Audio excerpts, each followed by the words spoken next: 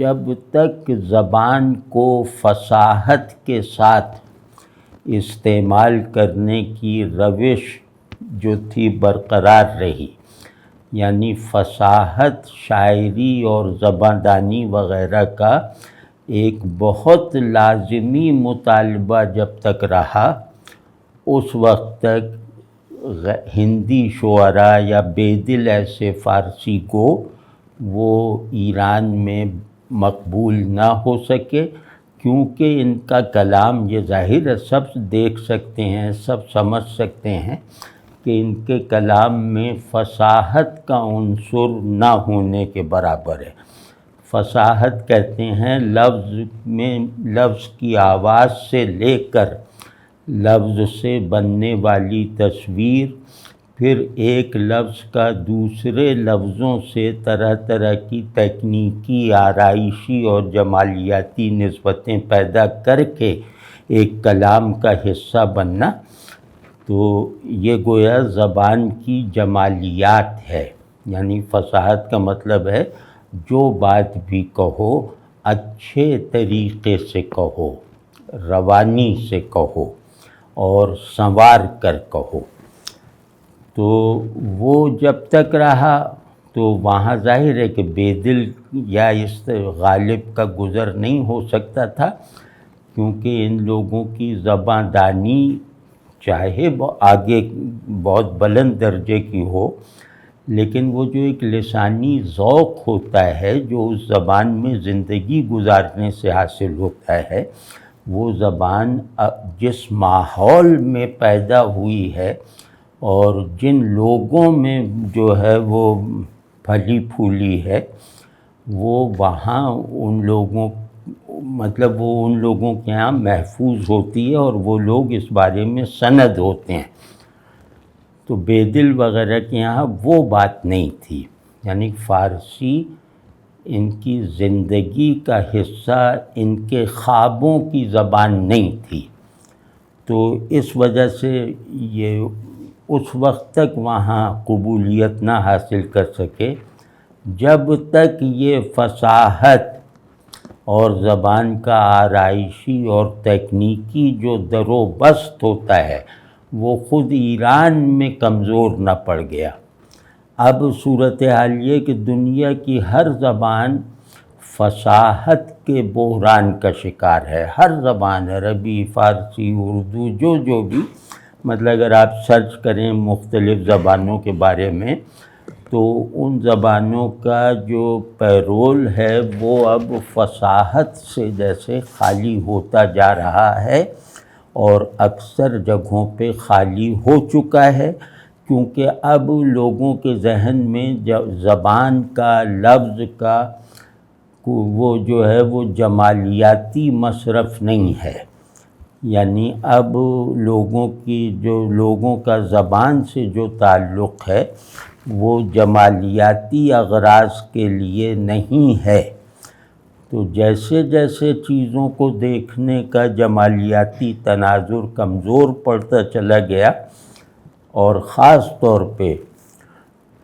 زبان کے حوالے سے حسن کیا ہے کی تفصیل، جیسے جیسے یہ روایت کمزور پڑتی چلی گئی، ویسے ویسے اہل زبان اور جو غیر اہل زبان ہیں ان کا فرق بھی مٹ گیا، اور پھر غیر اہل زبان کو بعض پہلوؤں سے جیسے اہل زبان شاعروں پر ایک فوقیت جو ہے وہ حاصل ہوئی۔ تو اس میں جیسے ایک بات عرض کرتا ہوں کہ اب شاعری بھی وہ سمجھنے کی چیز ہے، وہ لطف اندوزی کا ذریعہ نہیں ہے۔ شاعری پہلے آنکھوں کو دیکھنا سکھاتی تھی، تخیل کا استعمال سجھاتی تھی، اور احساسات میں کچھ گہرائیاں اور کچھ پیچیدگیاں داخل کیا کرتی تھی۔ یعنی آدمی کے دیکھنے اور محسوس کرنے اور فرض کرنے کی جو فیکلٹیز ہیں ان کو جمالیاتی مصرف میں لا کے دکھاتی تھیں۔ جمالیاتی مصرف کا مطلب صرف یہ نہیں ہے کہ انہیں خوبصورت بناتی تھیں، جمالیاتی کا مطلب یہ ہے کہ رونا ہے تو تسکین پہنچانے والا گریہ کرو، ہنسنا ہے تو روح کو شگفتہ کرنے والی ہنسی ہنسو، ان معنوں میں۔ یعنی جمالیات فلفلمنٹ کا نام ہے کہ میرا نفس اپنے احساسات اور اپنی بینائی، اپنے بیسک میلانات کے ساتھ وہ ایک جیسے بلند درجے کی طمانینت حاصل کر لے۔ یعنی میرے نفس میں سکینت اور طمانینت کی جو حال ہے وہ میرے دل کے لیے بھی قابل قبول ہو اور میرے ذہن کے لیے بھی جیسے رشک کا سبب بن جائے، تو اس کو کہتے ہیں کہ یہ حسن کیا ہے کہ جوابوں سے سیراب ہے۔ یعنی اس کی جمالیاتی پیاس جو ہے وہ بجھ گئی ہے اور اسے ایک ایسی فلفلمنٹ حاصل ہو چکی ہے نفس کو کہ جو اس کی دینی ضرورت بھی ہے، دنیاوی ضرورت بھی ہے،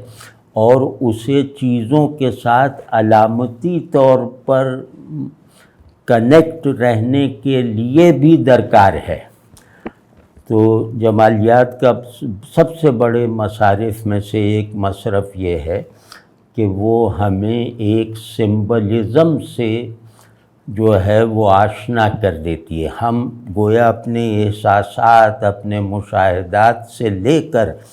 اپنے خیالات تک میں ایک طرح کے سمبلزم میں گویا لپ کر رہے ہوتے ہیں۔ تو جتنا بھی آدمی کی زندگی میں جتنا بھی علامتوں کا کردار بڑھتا چلا جائے گا،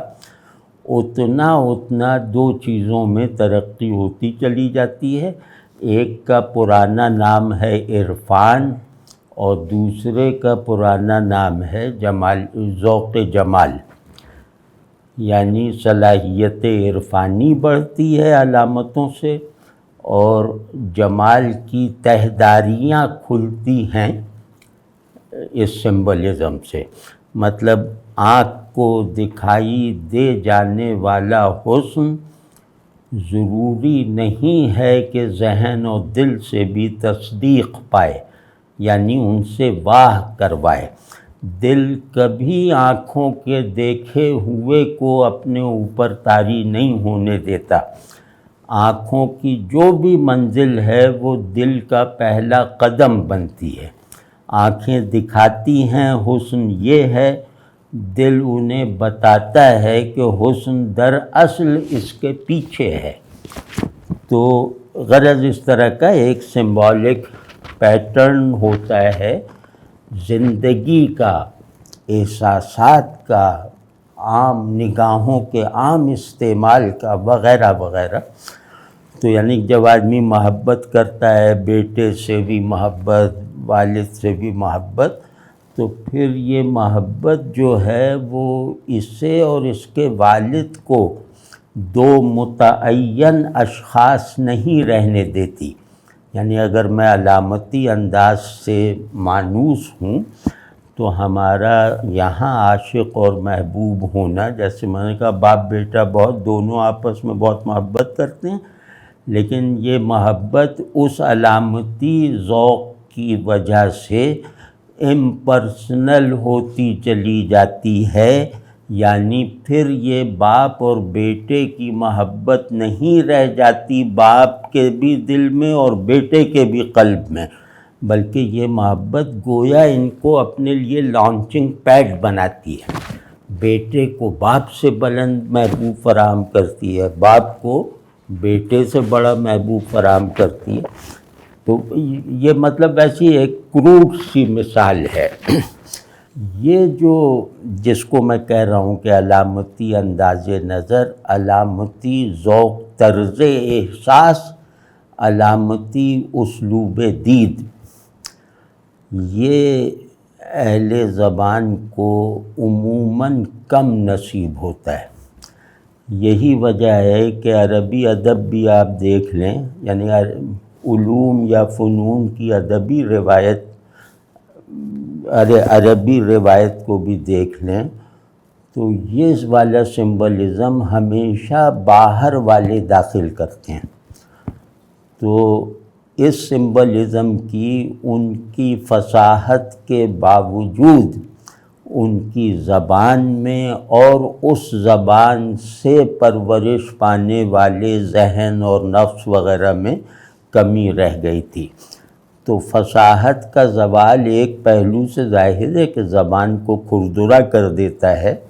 لیکن دوسرے پہلو سے کم از کم فارسی والوں کے لیے مفید ثابت ہوا، یعنی ان کے شعراء اہل زبان شعراء جس سمبلزم کو اپنی جمالیاتی یا عرفانی گرفت میں نہیں لا سکے تھے، وہ باہر والوں نے انہیں فراہم کر دی۔ تو اب بیدل کا سب سے بڑی جو کشش وہاں ہے وہ یہی سمبلزم ہے اور تخیل کی ایک پیراڈاکسیکل بناوٹ جس سے وہ لوگ بالکل ناآشنا ہے، کیونکہ زبان میں رہنے والا اس زبان میں سے ابہام والا تعلق نہیں رکھتا، یعنی کہ میں جس زبان کا بولنے والا ہوں اس میں اس کے لفظوں سے اس کے مطلب ٹیکسٹ وغیرہ سے میرا تعلق ابہام والا نہیں رہتا، مشکل والا ہو سکتا ہے لیکن ابہام والا نہیں۔ تو ان لوگوں کو ایک ابہام کی ضرورت تھی جو ایک ہائر، یعنی کہ زبان سے بالا تر ہو کر جو کانشسنس کام کرتی ہے، اس کانشسنس کا جو کانٹینٹ ہے اس کی ضرورت تھی ان لوگوں کو۔ وہ ضرورت بیدل نے پوری کی ہے اور ایسا سمبلزم انہیں دیا ہے کہ ان کو فصاحت کا کھو جانا رفتہ رفتہ اب جیسے گوارا ہوتا جا رہا ہے، اور بلکہ یوں لگتا ہے کہ فصاحت کی قیمت پر اگر یہ چیزیں حاصل ہو سکتی ہیں تو فصاحت کو قربان کر دینا چاہیے۔ مطلب یہ بیدل کا سمجھیں کرامت ہے کہ انہوں نے اس حد تک جیسے ایک اپنی قدر و قیمت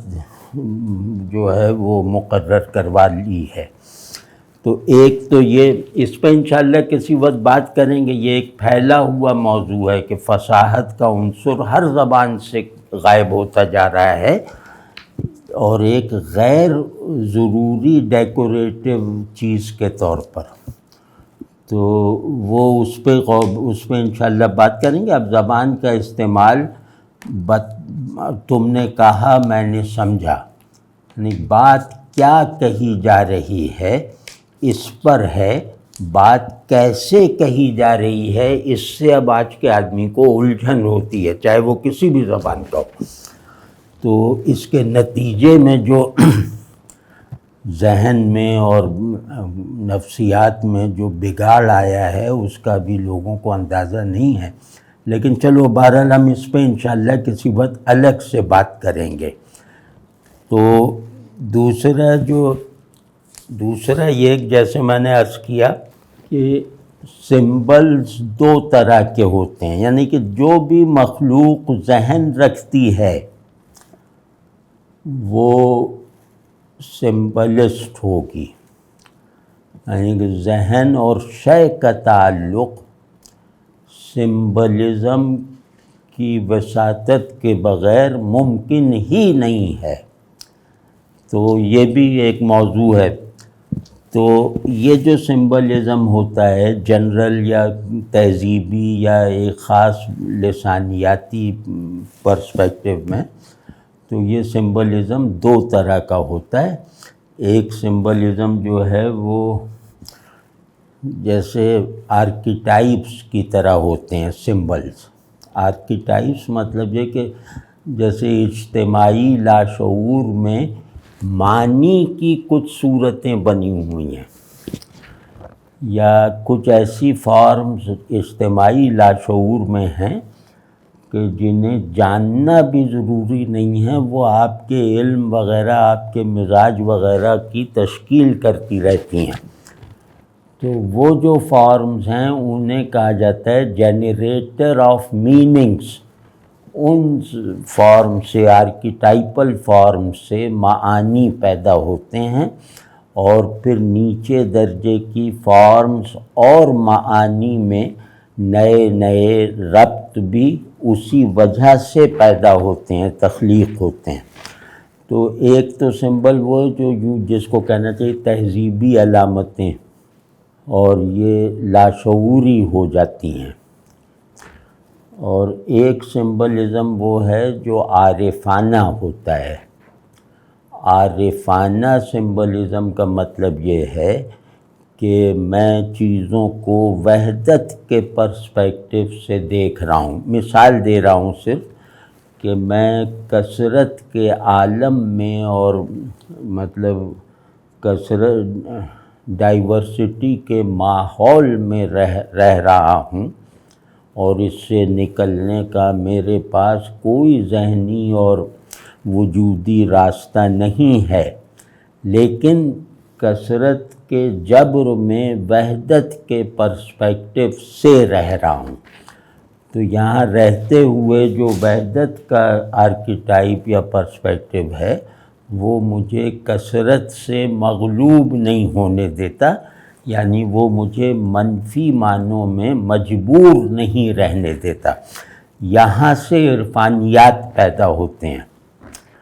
تو کیونکہ ہماری روایت عرفانی ہے، یا تقریباً تمام قدیم روایتیں عرفانی ہیں، میٹافزیکل ہیں، وحدت اساس ہیں، ٹرانسینڈنس کی قدر پر ہیں، یہ سب میں مشترک ہے۔ تو یہ والا جو سمبلزم ہے جو تہذیبی اور ثقافتی اور نفسیاتی سطحوں سے بلند ہے،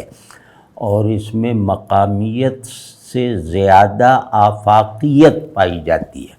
مطلب عین یہی سمبلزم فارسی میں پایا جائے گا، عین وہی ہو سکتا ہے یونانی میں بھی پایا جائے۔ تو اس طرح کا جو ایک بیانڈنیس کے ساتھ اور ایک یونیورسیلٹی کے ساتھ جو سمبلز، وہ کیا نام ہے، ہاں، جو سمبلز ہوتے ہیں، یعنی وحدت اور کثرت کے پولز میں ذہن جس طرح حرکت کرتا ہے اپنی وحدت اساسی کے ساتھ، تو اس سے جو ڈسکورس پیدا ہوتا ہے اس سے وہ سمبولک تو ہوتا ہی ہے، اس کا نام ہے نوسٹک ڈسکورس، عارفانہ بیان یا عارفانہ معارف۔ تو یہ جو عرفانی سمبلزم ہے، یعنی کہ جو حقیقت اور صورت کے پیراڈائم میں ہے، جو وحدت اور کثرت، ٹرانسینڈنس اور ایمیننس کے وہ پیراڈائم میں ہے، ان بائنریز میں ہے، وہ مقامی نہیں ہوتا، وہ یک لسانی نہیں ہوتا، اس میں لسانیات کے اختلاف سے فرق نہیں پڑتا، اور تہذیبی یا نظریاتی پس منظر کے مختلف ہونے سے بھی کوئی بڑا حرج واقع نہیں ہوتا۔ اسی وجہ سے تمام بڑی عارفانہ اصطلاحیں ایک ہی مفہوم میں مروج رہی ہیں، اور ان ایسی جگہوں پہ، ایسی تہذیبوں میں یہ ایک مفہوم کے ساتھ مروج رہی ہیں جن کے درمیان کوئی تعلق صدیوں کا بھی نہیں تھا، صدیوں سے کوئی تعلق نہیں تھا۔ تو اس کا مطلب ہے کہ یہ کوئی ایک جیسے ایک سپریم کانشسنس ہے، وہ کام کر رہی ہے۔ تو جو لوگ اس سپریم کانشسنس سے اپنے شعور کو کنیکٹ کرنے میں کامیاب ہو جاتے ہیں، ان پر جو چیزیں کھلتی ہیں وہ ایک دوسرے سے لاتعلق لوگوں میں بھی ایک سی ہوتی ہیں۔ تو یہ جو بات ہے، اس کا سب سے بڑا ثبوت ہماری فارسی شاعری کی روایت میں اس ناسٹک یونیورسیلٹی کا وہ بے دل ہیں، اور بے دل کے مضامین میں کہیں کوئی مقامیت نہیں پائی جاتی،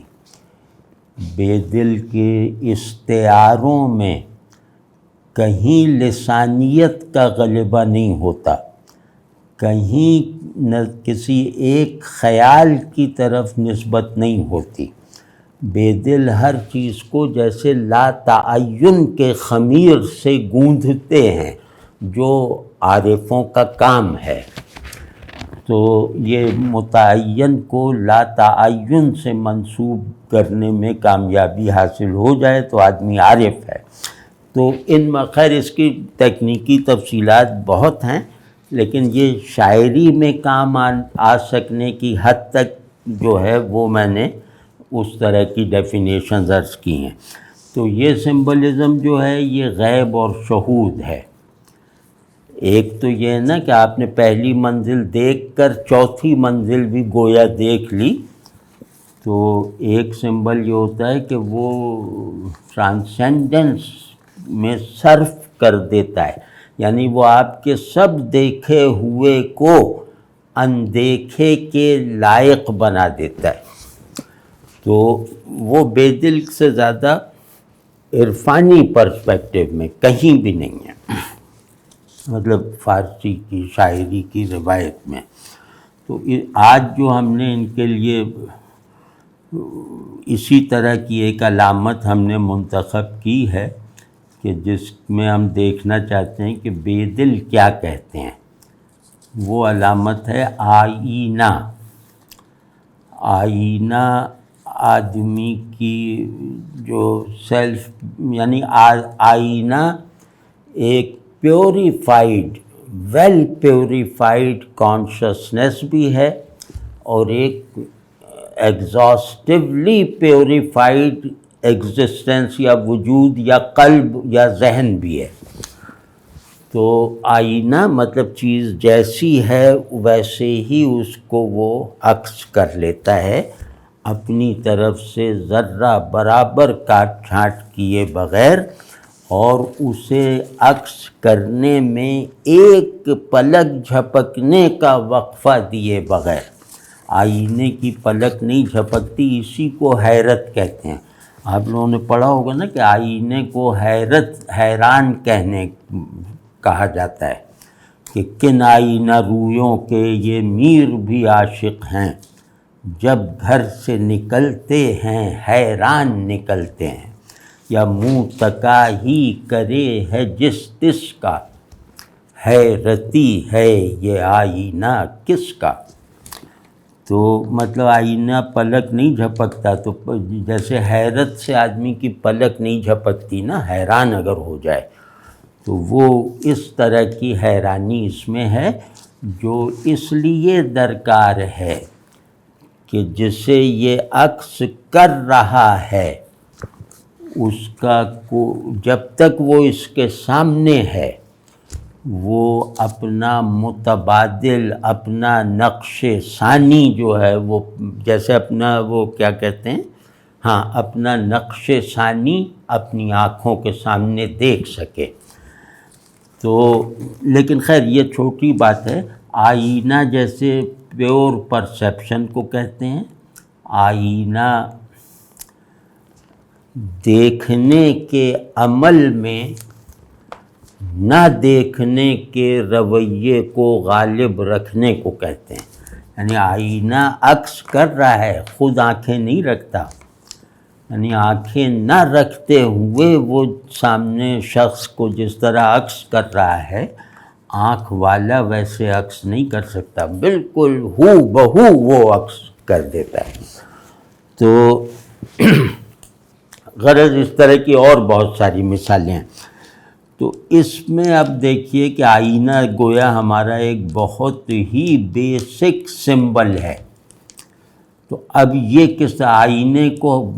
سب لوگوں نے بہت ہی عمدگی سے باندھا ہے شاعروں نے، مطلب بے دل اس میں مضمون اور معنی میں تو ممتاز ہیں، لیکن آئینے کی جو ایک مرکزیت ہے وہ دوسرے شاعروں نے بعض پہلوؤں سے بے دل سے بہتر ایکسپریس کی ہے۔ وہ جیسے غالب کا ہے، غالب اور میر نے جس طرح آئینہ باندھا ہے وہ اردو میں نہیں نظر آئے گا۔ وہ جیسے وہ کیا نام ہے، کس کا سراغ جلوہ ہے حیرت کو اے خدا، غالب، کس کا سراغ جلوہ ہے حیرت کو اے خدا، آئینہ فرش شش جہت انتظار ہے۔ مطلب بہت ہی بڑا شعر ہے۔ یا یہ کہ یا از مہر تاب ذرہ دلو، دل ہے آئینہ، یہ ایک غزل ہے ان کی، اس کی ردیفی آئینہ ہے۔ از مہر تاب ذرہ دلو، دل ہے آئینہ، طوطی کو شش جہت سے مقابل ہے آئینہ، بر روئے شش جہت در آئینہ باز ہے، یا امتیاز ناقص و کامل نہیں رہا۔ مطلب بہت شعر ہیں، مطلب غالب کے، میر کے، مطلب بہت ہی زبردست اشعار ہیں کہ گرد ہستی نے دی ہے دل کو شکست، میر، گرد ہستی نے دی ہے دل کو شکست، آئینہ اس غبار سے ٹوٹا۔ تو اب دیکھیں بے دل کیا کہہ رہے ہیں، وہ پیچیدگی اور وہ سب ذرا دیکھیے۔ اچھا، اور بھائی ایک بات اور بھی کہہ دوں، وہ بھول نہ جاؤں، کہ پیچیدہ خیالات کی سہار رکھنا، پیچیدہ تخیل کے ساتھ ایک ذہنی مناسبت پیدا کر لینا اور اس کو بامعنی بنانے کی ایک تخلیقی اور آزادانہ کاوش کرنے کی طرف میلان پیدا کیے رکھنا، یہ آدمی انسانی دماغ کے لیے ضروری ہے۔ یہ آج کل کی طرح نہیں کہ نالج کا مطلب یہ ہے کہ یہ نالج، اور اصل چیز نالج نہیں ہے، وہ جو ہماری اسٹیٹ آف اویئرنیس تھی وہ غارت کر کے رکھ دی ہے کہ بس یہ کہا تو یہ ثابت کرو، وہ کہا تو وہ ثابت کرو۔ اس نے ایک دم ہمیں کیلکولیٹر جیسا بنا دیا ہے، ہمارے دماغ میں کچھ بھی نہ نامعلوم کا احترام، نہ کشش، نہ پیچیدگی کو چیلنج، ایک مرغوب چیلنج کی طرح سمجھنے کی عادت، اور نہ یہ کہ جاننا اور سمجھنا ایک چیز تھوڑی ہیں۔ ہم کچھ چیزیں جانتے ہیں انہیں سمجھتے نہیں ہیں، کچھ چیزیں سمجھتے ہیں انہیں جانتے نہیں ہیں۔ اس کو میں کہہ رہا ہوں کہ ایک اسٹیٹ آف اویئرنیس ہوتی ہے جس میں آدمی کو اپنا جاننا محسوس ہوتا ہے، وہ نہیں کہ وہ پورا اسے سمجھ لے اور پھر کہے کہ میں جان گیا۔ وہ میں جاننے ہوں کی کیفیتوں میں آگے بڑھتا چلا جاتا ہے، اور اس کا یہ جو جانتا ہوں کا جو احساس ہے، یعنی یہ جو اسٹیٹ آف اویئرنیس ہے، یہ اس کو چیزوں کے ساتھ بالکل دکاندار اور گاہک جیسے تعلق سے بلند رکھتی ہے۔ وہ چیزوں کو کھنگالے بغیر جو ہے انہیں اپنی جو کیا کہتے ہیں اپنی اسٹیٹ آف اویئرنیس کا حصہ بنا لیتا ہے۔ تو اس وجہ سے ہوتا ہے، اس میں یہ ہوتا ہے کہ پھر آدمی کی اوپننگ اندیکھی چیزوں کی طرف بھی ہے، نارسائی جن کا مقدر ہے، جہاں پہنچنے میں نارسائی مقدر ہے وہاں بھی یہ پہنچا ہوا ہوتا ہے، کیونکہ اس کو یہ فکر نہیں ہوتی کہ مجھے کوئی منطق بنانی ہے، اس پہ کوئی استدلال کرنا ہے، یا اپنی اس اویئرنیس کو کسی پر ثابت کرنا ہے۔ تو ایسے لوگ جو ہیں نا وہ غیب کو بھی ایکسپیرینس کرتے کرتے شہود کے درجے کو بلند کرتے ہوئے زندہ رہتے ہیں اور مر جاتے ہیں۔ تو یہ اگر سبق سیکھنا ہے، ہماری یہ گم شدہ میراث جس نے ہماری آدمیت کا درجہ کم کر دیا ہے، یہ اگر بازیاب کروانی ہے تو بے دل اس وقت ذہن کے لیے سب سے بڑے محسن ہیں، یعنی دستیاب جو چیزیں ہیں ہماری۔ اب دیکھیے کیا کہہ رہے ہیں، آئینہ عکس کو جانتا تھوڑی ہے، عکس سے اویئرنیس رکھتا ہے۔ تو اب دیکھیے لبے جوئے کہ از عکس سے تو پردازیست آبشرا، کاش یہ لوگ فصیح بھی ہوتے تو ان کو پڑھتے ہوئے روزانہ کوئی نہ کوئی مرتا۔ اگر بے دل کی زبان میں فصاحت بھی ہوتی تو میرا خیال ہے 10% ایران فوت ہو جاتا۔ تو کہ لبے جوئے کہ از عکس تو پردازیست آبشرا، کہ ندی ہے اور اس کے کنارے پر تو کھڑا ہے، یعنی وہ کھڑا ہے اور اس کا عکس پڑ رہا ہے ندی کے پانی پر۔ تو ندی کے پانی پر اس کا عکس پڑ کے گویا ندی کے پانی کو چمکا رہا ہے، یعنی ندی کا پانی ایسی کیا نام ہے شفافیت کا حامل ہو گیا ہے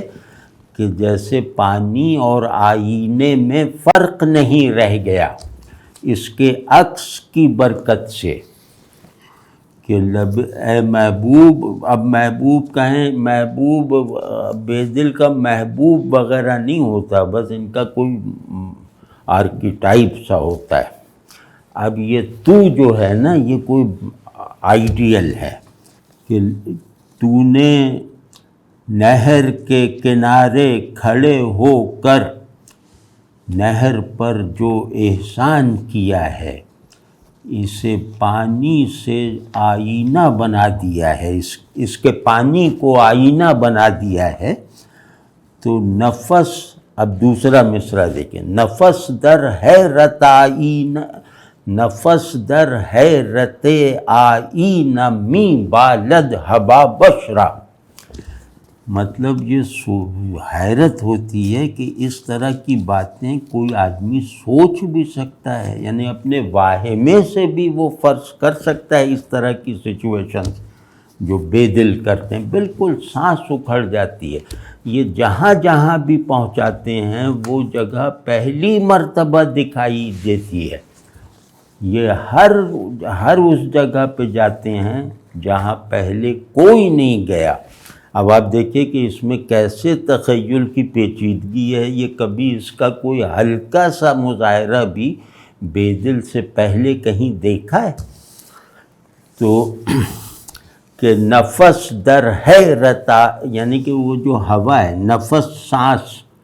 یعنی نہر میں پانی میں ہوا کا بھی عنصر ہوتا ہے نا، تو اب وہ کہہ رہے ہیں کہ وہی ہوا جو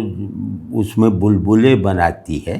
نہر پہ جو بلبلے بنتے ہیں ان میں ہوا بھری ہوتی، تو اس سے یہ سمجھا کہ نہر بھی سانس لیتی ہے اور اس کے سانس کبھی بلبلے بناتی ہے۔ تو اب اس کو اس تصور کے ساتھ دیکھیے کہ اس کا نفس، اس کا تنفس وہ آئینے ہی کی حیرت اختیار کر کے بلبلوں کو جو ہے وہ آئینے کی طرح پانی دیتی ہے۔ نفس در حیرت آئینہ، یعنی سانس آئینے جیسی حیرت میں بلبلے بنا رہی ہے، یعنی کہ اس کی وجہ سے تیرا عکس پڑھتے ہی اس پہ جو بلبلے پڑنے شروع ہو گئے ہیں، بلبلے بننے جو شروع ہوئے ہیں، وہ اصل میں اس پانی کے آئینہ بن جانے کے نتیجے میں آئینے ہی جیسی حیرت حاصل ہونے کا اظہار ہے کہ میں صرف شفاف ہونے کی جہت سے آئینہ نہیں ہوں، میں تیرے عکس نے مجھے آئینے کی طرح حیران ہونا بھی سکھا دیا۔ اب یہ مطلب ایک عجیب بات ہے نا، می بالد حباب شرا، می بالد کا مطلب ہے کہ پروان چڑھاتا ہے، بالیدن کہتے ہیں نمو دینا۔ تو اس نہر کا سانس، ہر سانس آئینے جیسی حیرت کے ساتھ گویا بلبلوں کی وہ کرتی ہے، پرورش کرتی ہے۔ صد سنگ شدائی نہ ہو صد قطرہ گوہر بست، صد سنگ شدائی نہ ہو صد قطرہ گوہر بست، افسوس ہما خانہ خراب است دل ما۔ بے دل کے ہاں جیسے ٹریجڈی والے جو محسوس ہو جانے والا لمحہ ہوتا ہے یہ بہت کم ہوتا ہے، کہیں نظر آتا ہے، لیکن جہاں آتا ہے وہاں بہت کمال کے ساتھ جیسے ایک احساساتی اعتقاد کے طور پر ابھرتا ہے کہ صد سنگ شدائینہ، کہ میں نہیں دیکھا ہے سب کی نظروں کے سامنے سینکڑوں پتھر آئینہ بن گئے، یعنی ان میں وہ صفائی پیدا ہو گئی کہ وہ آئینہ بن گئے، اور ہزاروں قطرے جو ہیں وہ موتی بن گئے۔ مطلب یہ عام مشاہدہ ہے، مطلب یہ کہہ اس طرح رہے ہیں کہ یہ تو بالکل عام مشاہدہ ہے، میں دیکھتا رہتا ہوں، لیکن نہ بدلا تو میرا یہ اجڑا ہوا دل نہ بدلا، یہ ویسا ہی خانہ خراب ہے، یعنی یہ ویسا ہی اپنے اصلی مکین سے خالی ہے۔ خانہ خراب مطلب جس میں کوئی بستہ نہ ہو، اور یہ کہ جس کی قسمتی خراب ہو، جیسے آسیب زدہ ہے، مطلب اس کا مکین نہیں آیا تو یہ جیسے بالکل ہی اجڑ گیا ہے، آسیب زدہ سا ہو گیا ہے۔ اس میں مطلب یہ میں نے اس لیے سنا ہے کہ اس میں حالانکہ آئینہ علامت کے طور پہ نہیں آیا، لیکن یہ شعر بہت زبردست ہے کہ ہاں وہ کیا ہے، حافظ نے اس پہ حرف آخر کہا ہے، آنا کہ خاک را بنظر کیمیا کنند، وہ لوگ جو دیکھ کر خاک کو اکسیر بنا دیتے ہیں، آیا بود کے گوشے چشمے بے ما کنند، تو کیا ایسا ممکن ہے کہ وہ ایک اچٹتی سی چھچلتی سی نظر ہم پر بھی ڈال دیں، یعنی خاک کو کیمیا بنانے والے ایک نظر ہمارے دل ہم پر بھی ڈال دیں۔ تو یہ مطلب اس طرح یہ اسی قبیل اسی طرز احساس کا شعر ہے، اور وہ یا سودا نے بہت اچھا کہا، لیکن سودا کا دوسرے رخ پہ ہے، لیکن یہ علمیاتی جو وجہ ہے وہ یکساں ہے کہ دل کے ٹکڑوں کو بغل بیچ لیے پھرتا ہوں، کچھ علاج اس کا بھی ہے شیشہ گراں ہے کہ نہیں۔ تو ہیں بڑے اچھے شعر ہیں، تو لیکن یہ بہت چست ہے، صد سنگ شدائی نہ ہو صد قطرہ گوہر بس، یعنی یہ مصرع اتنا زیادہ تیقن کے ساتھ ہے کہ ہمیں بھی یہ دھوکہ ہو جاتا ہے کہ یہ سب ہم بھی دیکھتے رہتے ہیں، ہم نے بھی دیکھا ہے کیا، لیکن افسوس ہما خانہ خراب است دل ما۔ اور یہ جو ہے ابھی جو سناؤں گا یہ فلسفہ، عرفان، پیچیدگی، ابہام، جو بڑے بڑے نام دینا چاہیں وہ سب اس میں جمع ہیں، یعنی کہ اس کو سمجھنے کا ارادہ کرتے ہوئے ڈر لگتا ہے کیونکہ نہ سمجھتے ہوئے بھی اس کے شکوہ کا اندازہ ہے۔ ہمت نہ پسندد کہ بِن ہستی موہوم، ہمت نہ پسندد کہ بِن ہستی موہوم، چون عکس درائی نہ کنم خانہ خدائی، کہ میری ہمت نے یہ گوارا نہ کیا کہ میں اس ہستی موہوم کے ساتھ، یعنی میرا ہونا جو واہمہ ہے، اس واہمے کے نتیجے میں پیدا ہونے والی ہستی کے ساتھ آئینے میں عکس کی طرح جیسے مالک مکان ہونے کا احساس پال لوں۔ چون عکس در آئینہ کنم، کہ عکس کی طرح آئینے میں کروں خانہ خدائی۔ خانہ خدائی کا مطلب ہے گھر والا، گھرداری۔ خانہ خدا یعنی مالک مکان۔ تو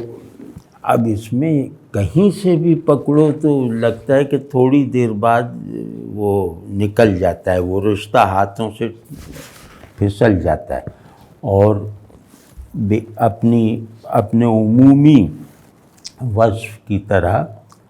بے دل یہاں جیسے ہماری نارسائی کو ہمارے لیے بہت پسندیدہ بنا دیتے ہیں۔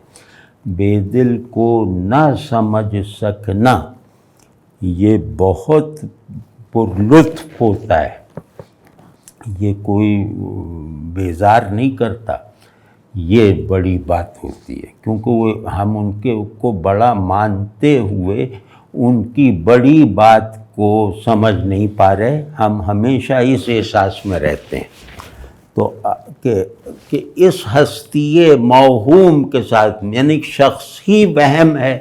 میں خود وہم ہوں، تو ایک وہم آئینے میں خود کو عکس بنائے، اور پھر وہ عکس جو وہم، یعنی وہ عکس جو وہم وجود کا عکس ہے، وہ کسی موجود کا عکس نہیں ہے، تو وہ وہم کا جو عکس ہے وہ آئینہ وجود میں مالک مکان کی طرح رہنا شروع کر دے اور کہے کہ میں تو اس گھر کا مالک ہوں۔ تو ہماری دنیاوی زندگی جو ہے وہ ایسے ہی ہے کہ ہم ایک وہم ہوتے ہوئے اپنے آپ کو حقیقت کا طالب و تحقیق کرنے والا اور عاشق اور محبوب اور عارف اور عالم اور جاہل سب بنائے چلے جا رہے ہیں، اور یہ سب عنوانات جسے دیے جا رہے ہیں وہ دراصل ہے ہی نہیں۔ اب بالکل جڑ سے اکھاڑ دیا نا سب کچھ۔ شراریست آئی نہ پرداز ہستی، کہ ایک چنگاری ہے جو ہستی کے آئینے کو صیقل کرتی ہے، چمکاتی ہے۔ ایک چنگاری سی ہے جو ہستی اور وجود کا جو آئینہ ہے اسے چمکائے رکھتی ہے تاکہ اس پہ عکس پڑے۔ نظر تا کنی از نظر رفت باشی، کہ جیسے ہی تو اسے دیکھے گا تو ویسے ہی تو اپنی نظر سے غائب ہو جائے گا۔ آپ ذرا دیکھیں، آئینہ ہستی کا ہے، ہم لوگ سب اس کے حساب نہیں ہیں، تو وہ ایک چنگاری سی آتی ہے، یعنی یہ کم وقت کے ہونے پر اشارہ کر رہے ہیں کہ ایک جھماکہ سا ہوتا ہے، اس سے وہ آئینہ، وہ جو دیوار ہے وہ آئینہ سی بن جاتی ہے، یا اس آئینے پر جو غبار وغیرہ ہوتا ہے وہ چھٹ جاتا ہے، لیکن وہ اتنی جلدی ہو جاتا ہے کہ جیسے ہی آپ چونک کے آئینے پر دیکھیں گے، آئینے کی طرف دیکھیں گے تو آپ اپنی نظر سے اوجھل ہو چکے ہوں گے۔ کتنا پیچیدہ، کتنا کمپاؤنڈ، اور کتنا زیادہ جیسے یوں لگتا ہے کہ ہم اب بہت بامانی سطح تک زندگی گزارنے کے لائق ہو گئے ہیں۔ ایک ہوتا ہے معنی کو لیو کروا دینا یہ بڑی بات ہوتی ہے، معنی کو سمجھا دینا یہ چھوٹی بات ہے۔ بڑے لوگ حقائق کو لیو کروا دیتے ہیں، چکھا دیتے ہیں، اس کا فارمولہ وغیرہ نہ آتا ہو چکھا دیتے ہیں۔ بے دل انہی میں سے۔ اب آپ ذرا غور کیجئے کہ ہم عالم وجود آئینے کی طرح ہے اور ہم اس کے سامنے ہیں، ہم سب، یا یوں کہہ لیں کہ وجود کا آئینہ لٹکا ہوا ہے اور سب کچھ ہم اور یہ کائنات سب کچھ اس آئینے کا سبجیکٹ ہے۔ لیکن یہ آئینہ زیادہ تر سیاہ رہتا ہے۔ کب ایک چنگاری سی آتی، جیسے کوہ طور سے ایک چنگاری سی آتی ہے اور یہ ایک دم شفاف ہو جاتا ہے، یعنی آئینہ بن جاتا ہے جیسے ہوتا ہے، تو ہمیں جیسے ہی احساس ہوتا ہے کہ یہ آئینہ بن گیا تو ہم جیسے ہی اس میں اپنے آپ کو دیکھتے ہیں تو ہم اپنی نظر سے اوجھل ہو چکے ہوئے ہوتے ہیں، ہم اوجھل ہو چکے ہونے کو اپنے دیکھتے ہیں۔ مطلب عجیب خوبصورتی حد پہ ہے، عرفانی بلندی حد پہ ہے، تخیل کی خلاقی انتہا پر ہے، اور پھر معنی کیا ہے کا جواب ایسا ہے جو دنیا کی کسی کتاب میں نہیں مل سکتا، جو بے دل کے یہاں سے آپ محسوس کرتے چلے جاتے ہیں۔ ایک اور ذرا سا، اب سچویشن یہ ہے کہ انہوں نے پیغام بھیجا ہے قاصد کے ہاتھ، وہ محبوب کو اپنے، یعنی یہ عاشق ہیں، اب عاشق کی پوزیشن لے کے بات کر رہے ہیں کہ میں نے محبوب جو بہت دور ہے اس کو پیغام بھیجا ہے قاصد کے ہاتھ سے، اور وہ اس پیغام مطلب قاصد کے قدموں سے اڑنے والا غبار، یا قاصد خود گھوڑے وغیرہ پہ جا رہا ہے، اس کے غبار سے جو ہے وہ پیغام جیسے چھپ گیا، وہ لکھا ہوا پیغام جیسے۔ تو بہرحال سچویشن یہ ہے۔ اب شعر دیکھیے، جوہر آئینہ در گرد پیغامم گم است، کہ جس گرد نے، جس غبار نے میرے خط کو ڈھانپ لیا ہے، اس غبار کا ہر ذرہ آئینے کے جوہر والا مرتبہ رکھتا ہے۔ جوہر آئینہ سمجھتے ہیں نا کہ آئینے کا وہ حصہ جو اسے عکس کرنے کے لائق بناتا ہے، یعنی آئینہ جو ہے نا چھوٹے چھوٹے نقطوں کا مجموعہ ہوتا ہے، ٹھوس نقطوں کا، جو آپس میں جڑ کر اسے آئینہ بناتے ہیں، تو اس نقطے کو سمجھیں جوہر کہتے ہیں۔ تو کہہ رہے ہیں کہ میرے پیغام پر جو گرد جمی ہے اس کو عام گرد نہ سمجھو، تم جب یہ پیغام جہاں پہنچایا ہے، پہنچانا چاہا ہے، وہاں تک پہنچے گا تو دیکھ لینا اس غبار کا ہر ذرہ آئینے کا جوہر ہے۔ اب کیا ہے کہ نالے من می رود جائے کہ می گردد نگاہ، مطلب ایسا مصرع، مطلب یہ اتنی اوریجنلٹی، اتنی ندرت، آدمی کا سانس اکھڑ جاتا ہے، یعنی ہر چیز پہلی مرتبہ جیسے دماغ میں آتی ہے۔ بے دل کے اکثر اشعار ایسے ہیں کہ آپ کو ہر مرتبہ، یعنی کہ بیشتر موقعوں پہ یہی احساس ہوگا کہ یہ تو جیسے دماغ میں پہلی مرتبہ ایک چیز آئی ہے، یا دماغ ہوا، ہر علاقے کی ہوا کا لمس پہچانتا ہے، لیکن بے دل کے کلام سے جو وہ موجۂ نسیم آتا ہے، ٹکراتا ہے، تو اس کا لمس ہر حواس کے لمس سے یقیناً مختلف ہوتا ہے، اور اکثر جگہ کلیتاً مختلف ہوتا ہے۔ یہ جیسے ہے کہ اب گرد پیغام پہ گرد جم گئی، وہ قاصدی ممکن ہے سوچ رہا ہو کہ گرد جھاڑ دوں، کچھ برا نہ مانے جس کو خط دینا ہے، تو کہہ رہے ہیں کہ یہ پیغام کیا ہے، یہ میرا نالہ ہے، میری فریاد ہے محبوب سے اپنے، یعنی درد فراق کا اظہار ہے۔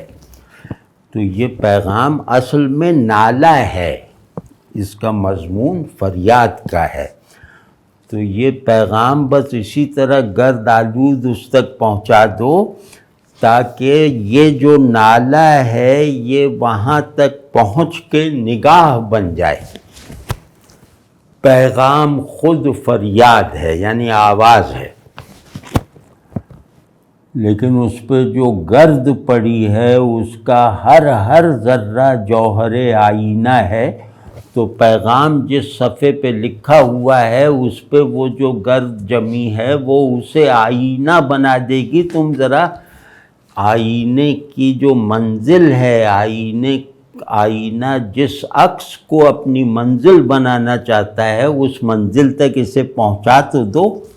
پھر تم خود دیکھ لو گے کہ یہ گویا میں اسے دیکھ رہا ہوں، وہ مجھے دیکھ رہا ہے۔ تو اب لیکن کتنا خوبصورت ہے کہ میری فریاد وہاں پہنچ کر نگاہ بن جائے گی، میری آواز نظر بن جائے گی۔ مطلب بہت کمال کا ہے، سبحان اللہ سبحان اللہ۔ تو اچھا اب زیادہ نہیں، ایک شعر بس اور رہ گیا ہے، میں سمجھا کئی صفحے ہیں۔ دست گاہے حیرتت در چار سوئے آگہی، دست گاہے حیرتت در چار سوئے آگہی، جن سے ہر آئینہ بیرون دکان انداختہ۔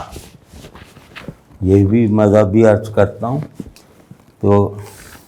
یعنی تیری حیرت کی دستگاہ، یعنی کہ پہنچ یا رسائی یا تصرف، کہ تیری حیرت کی دستگاہ چار سوئے علم میں، یعنی علم کے چار سو میں تیری حیرت کا یہ کردار ہے۔ نہیں ساری دنیا علم کر رہی ہے، تو اکیلا ہے جو کہہ رہا ہے حیرت، وہی جو اویئرنیس اور وہ نالج کا کہہ رہا تھا۔ تو تیری حیرت علماء کے دائرے میں، علم کے قبضے میں دے دی گئی دنیا میں تیری اکیلی حیرت، یہ ایسی ہے کہ اس کی وجہ سے آئینے کی جنس سے تعلق رکھنے والی ہر چیز، یعنی کسی کو عکس کر سکنے والی ہر شے، وہ جو ہے وہ دکان سے باہر رکھ دی گئی ہے۔ مطلب یہ عجیب و غریب ہے، مطلب یہ محاورہ بھی کوئی نہیں، بیرون دکان انداختہ ہے، اس کو الگ سے تجزیہ کریں گے